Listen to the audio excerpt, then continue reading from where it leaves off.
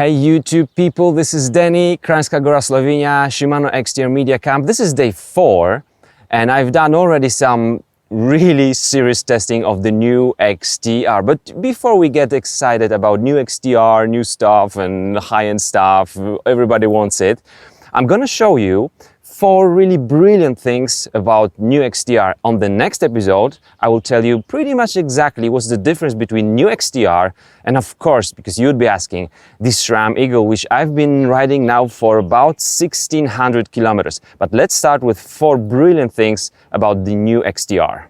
All right, we've got some Scott Genius spec'd with the new XTR. Just to make a long story short, XTR is for XC, marathon riders and also enduro riders. It will be really suitable for all those 3 kinds of riding.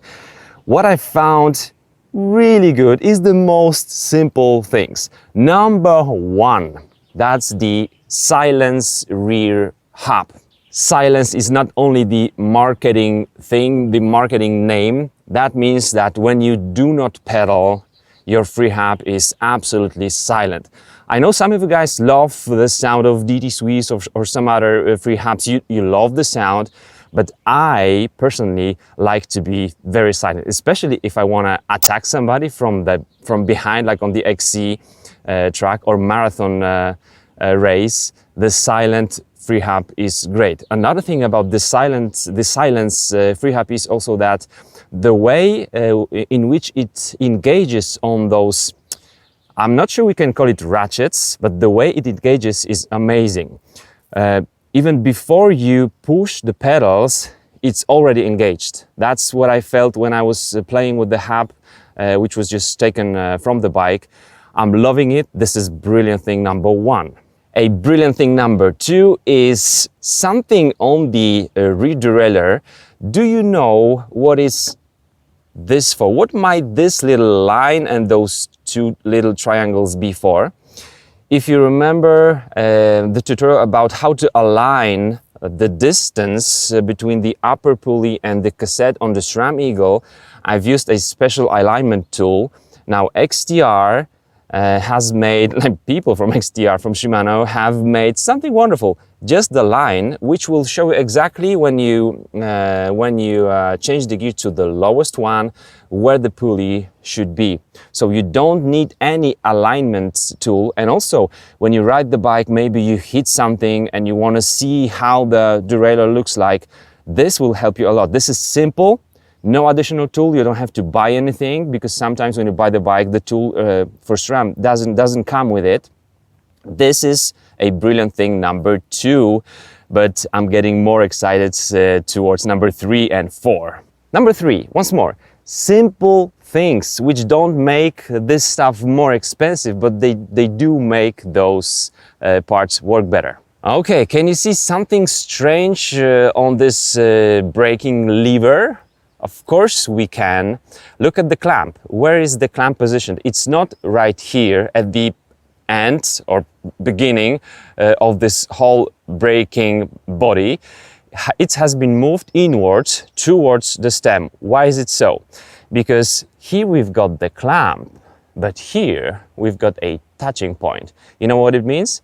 It means that the braking lever will have 2 touching points against the handlebars, and it makes the lever even stiffer. Once more, not so much more weight, maybe not even 5 grams. Very simple thing. It doesn't make the extra brakes more expensive, but this really works. When you pull the lever, you feel that it is much stiffer than all the other braking levers because of 2 contact points. What's also brilliant about it is that when you fasten the clamp, the brake will automatically be aligned against your handlebars. So this is a brilliant thing number 3. And this is the brilliant thing number 4, and this is probably my favorite one. It's a mono-lever, Shimano XTR mono-lever for the front derailleur, because XTR does come also with the 2x12 drivetrain setup, which means it will be awesome for especially marathon riders. And why didn't we get it earlier? Once we switched from triple crankset to double crankset, we should have gotten this one. What it means? It means that when you want to shift from the lower to the higher gear, simply push the lever and then it stays in that position. And then when you want to shift back to the lower gear in the front derailleur, you just push it once again and it goes back. But there is something even more interesting about it. When you push it, you can also pull it. You see? So from the lower to the higher, so from the smaller to the larger chainring, and then from the larger to the smaller, or from the larger to the smaller in this way. This is brilliant. We don't need two levers. This is easy, simple.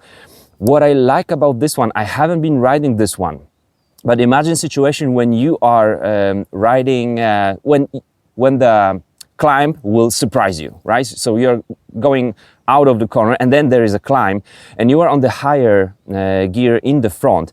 Sometimes changing it to the smaller chainring on the crankset when you're already pushing is difficult. But I think that this two-way release will help you to give the front derailleur more impact, you see, and help it change the gear faster when you pedal, when you push the pedals and the cadence isn't really high.